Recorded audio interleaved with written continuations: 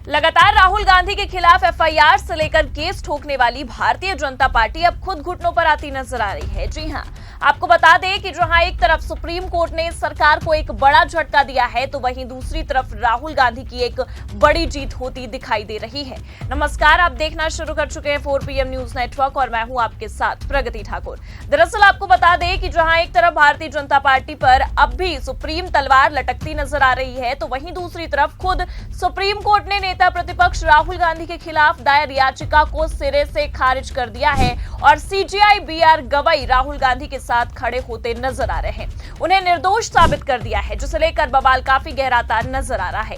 तो फिलहाल supreme court में कैसे राहुल गांधी की एक बड़ी जीत होती दिखाई दे रही है, आपको बताएंगे, और क्यों अब सरकार बुरा घिरती चली जा रही है उस पर भी आएंगे। लेकिन उससे पहले आप ये खबर देखिए। सुप्रीम कोर्ट ने वीर सावरकर पर टिप्पणी को लेकर राहुल गांधी के खिलाफ याचिका खारिज की। तो दरअसल आपको बता दें कि सुप्रीम कोर्ट ने राहुल गांधी के खिलाफ दायर याचिका को सिरे से खारिज करते हुए जहां एक तरफ राहुल गांधी के हाथों बड़ी जीत को सौंपी है, तो वहीं दूसरी तरफ बीजेपी को एक बड़ा झटका दिया है। जी हां, आपको बता दें कि लगातार राहुल गांधी के खिलाफ सावरकर को लेकर याचिकाएं दायर होती रही हैं कि राहुल गांधी सावरकर को लेकर अनाप शनाप बयानबाजियां करते हैं, आपत्तिजनक टिप्पणी करते हैं। लेकिन कमाल तो ये देखिए कि जहां एक तरफ राहुल गांधी के खिलाफ इस तरह की याचिका दायर हुई, वहीं दूसरी तरफ सुप्रीम कोर्ट इसे सिरे से खारिज करता नजर आया। तो क्या कहकर सुप्रीम कोर्ट ने राहुल के खिलाफ दायर याचिका को खारिज किया है, आपको आगे खबर में बताएंगे। लेकिन उससे पहले आप राहुल गांधी का एक छोटा सा बयान है, ध्यान से सुनिए, जिसने उन्हें सुप्रीम कोर्ट में एक बड़ी जीत दिलाने में काफी मदद की है। भाई और बहनों, मेरा नाम राहुल सावरकर नहीं है, मेरा नाम राहुल गांधी है। मैं सच्चाई के लिए कभी माफी नहीं मांगूंगा, मर जाऊंगा मगर माफी नहीं मांगूंगा, और ना कोई कांग्रेस वाला माफी मांगेगा। माफी नरेंद्र मोदी को मांगनी है, नरेंद्र मोदी को देश से माफी मांगनी है। तो सुना आपने, राहुल गांधी ने पहले ही भरे मंच से ये ऐलान कर दिया था कि जो भारतीय जनता पार्टी उन्हें सही बात बोलने के लिए माफी मांगने को कह रही है, उसे खुद देश की जनता से माफी मांगनी चाहिए। खुद प्रधानमंत्री मोदी और गृह मंत्री अमित शाह को देश की जनता से माफी मांगनी चाहिए। लेकिन राहुल गांधी सही बात बोलने के लिए कभी माफी नहीं मांगेंगे। दरअसल आपको बता दें कि राहुल गांधी बहुत पहले से ही विनायक दामोदर दास सावरकर को माफी वीर कहते आए हैं। उनका ये मानना है कि एक तरफ देश को, भारत को आजादी दिलाने के लिए वीर सपूतों ने अपनी जानें दी, जेल तक गए, और दूसरी तरफ सावरकर अंग्रेजों से माफी मांगकर खुद को बचाते रहे और अंग्रेजों की पेंशन खाते रहे, जिसे लेकर विवाद इतना बढ़ चुका है कि आए दिन राहुल गांधी के खिलाफ कुछ न कुछ मामले कोर्ट में जाते रहते हैं। कभी समन जारी होता है तो कभी एफआईआर तक हो जाती है। जी हां, और इतना ही नहीं बल्कि आपको ये भी बता दें कि इससे पहले भी सुप्रीम कोर्ट ने इस मामले पर सुनवाई की थी, लेकिन उस दौरान जस्टिस दीपांकर दत्ता की पीठ ने मामले पर राहुल गांधी को फटकार लगाई थी। देखिए, खबर हमारे पास मौजूद है, इसमें लिखा भी है, सुप्रीम कोर्ट बोला राहुल को इतिहास भूगोल नहीं मालूम, सावरकर पर टिप्पणी के लिए फटकार। जज बोले फ्रीडम फाइटर्स के खिलाफ अनाप शनाप ना बोले। आगे लिखा है, सुप्रीम कोर्ट ने वीर सावरकर पर आपत्तिजनक टिप्पणी को लेकर कांग्रेस सांसद और विपक्ष के नेता राहुल गांधी को फटकार लगाई। कोर्ट ने कहा कि हम स्वतंत्रता सेनानियों के खिलाफ किसी को अनाप शनाप बोलने की इजाजत नहीं देते हैं। उन्होंने हमें आजादी दिलाई और हम उनके साथ क्या व्यवहार कर रहे हैं। सुप्रीम कोर्ट ने राहुल गांधी को चेतावनी देते हुए कहा कि अगर आप आगे से ऐसा कोई बयान देंगे तो हम स्वतः संज्ञान लेकर कार्रवाई भी करेंगे। स्वतंत्रता सेनानियों के बारे में गैर जिम्मेदाराना बयान मत दीजिए। और इतना ही नहीं बल्कि आपको ये भी बता दें कि इस दौरान जस्टिस दीपांकर दत्ता और जस्टिस मनमोहन की बेंच ने राहुल गांधी की उस टिप्पणी पर, जिसमें राहुल गांधी ने कहा था कि सावरकर अंग्रेजों के नौकर हैं, इसे लेकर निंदा भी जताई थी,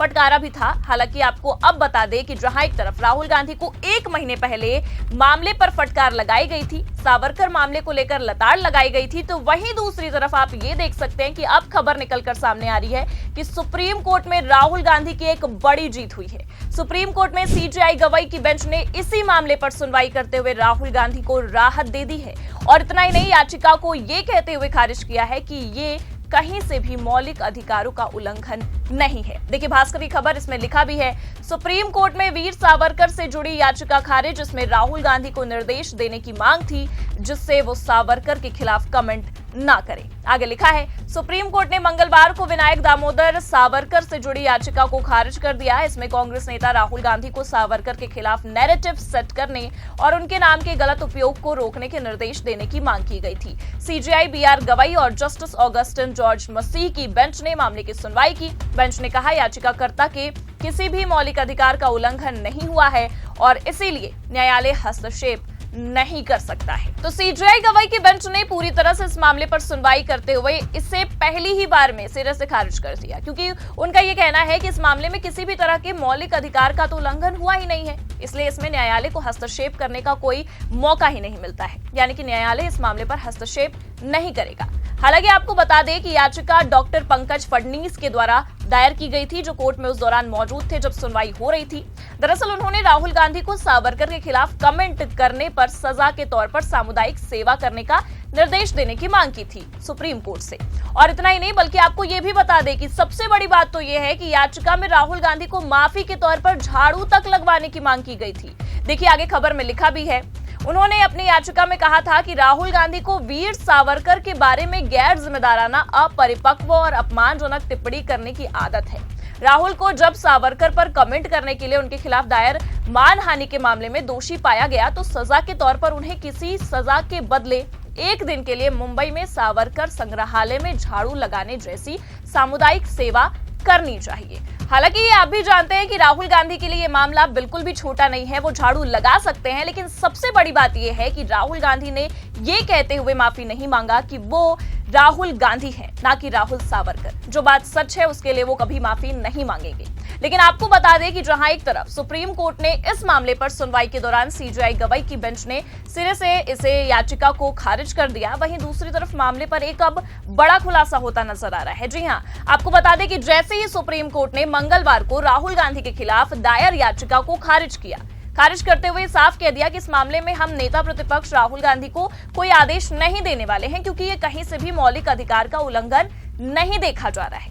वैसे ही अब खबर ये निकलकर सामने आ रही है कि राहुल गांधी ने खुद उनके खिलाफ दायर याचिका को लेकर एक बड़ा खुलासा किया है। खबर देखिए हिंदुस्तान की, इसमें लिखा भी है, नाथूराम गोडसे का वंशज है शिकायत करने वाला, सावरकर मामले में राहुल गांधी का बड़ा दावा। देखिए आगे खबर में लिखा है, लोकसभा में नेता प्रतिपक्ष और कांग्रेस सांसद राहुल गांधी ने सावरकर से जुड़े मानहानि मामले में बड़ा दावा किया है। राहुल गांधी ने बुधवार को पुणे के एक विशेष एमपी एमएलए कोर्ट में एक आवेदन दायर कर यह दावा किया कि मामले में शिकायतकर्ता सात्विक सावरकर नाथूराम गोडसे का वंशज है।